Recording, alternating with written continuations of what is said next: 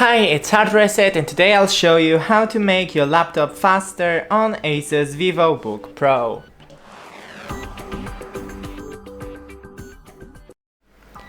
In the bottom right corner, click on the panel and then on the battery.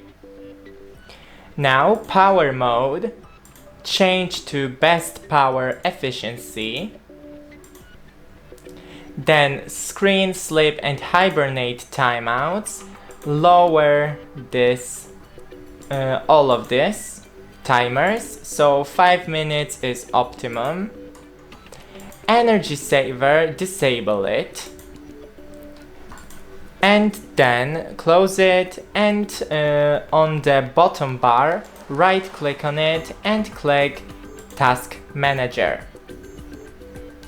When it opens, go into the startup apps, and if you have here app that don't need to be a startup app that you don't want to open every time you open a computer, then just click on it and disable. That's it, don't forget to leave a like and see you in the next one.